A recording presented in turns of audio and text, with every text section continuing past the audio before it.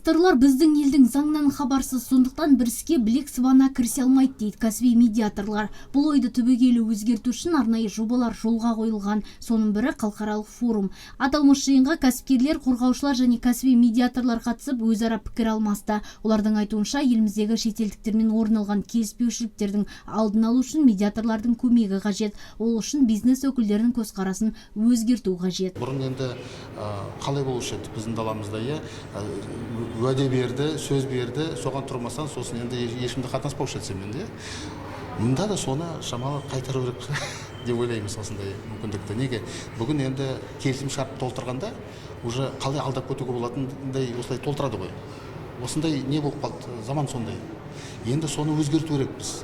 Біз қазақпыз ғой деп, осы бұрынғы институтымызды оятып, әрбір қазақтың қанында бар осы татуластыру деген. Сонымен бір-бірі келісіп, бір-бірімен келісіп, осындай шешімге келе беру керек дейміз. Бүгін мақсатымыз енді міне нарық, әлем нарығында Қазақстан деген осы татуластыратын сайты болу керек дейміз. Әлемде кім болса да,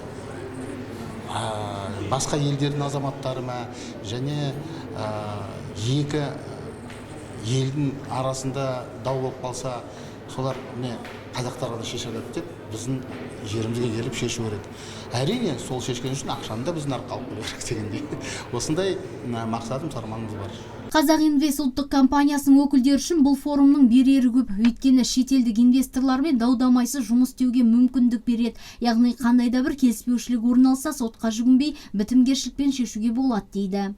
Осы Шымкент қаласында өте инвест климат өте жоғары пайызда. Бізде қазіргі таңда 4 индустриялық аймақ бар. Соның ішінде 3 индустриялық аймақ толықтай толған. Қазіргі таңда осы жұлдыз индустриялық аймағы жұмыс жасалып жатыр. Сол 306 гектарда. Қазіргі таңда өзінде 20-30 инвесторлар, соның ішінде шетелдік инвесторлар да бар. Оны атап өтейін. Ол Польша инвесторлары, Өзбекстан инвесторлары, Түркия инвесторлардан көптеген инвестор қызығушылық танытып жатыр. Айта кету керек, халықаралық медиаторлардың көмегімен 2 жылда 2000-нан астам дау-дамай бітімгершілікпен шешілген. Оның ішінде шамамен 10% шетелдік инвесторлардың қатысуымен орын алған. Нұргүл Жолымбетова, Антон Семенов, Нарньюс.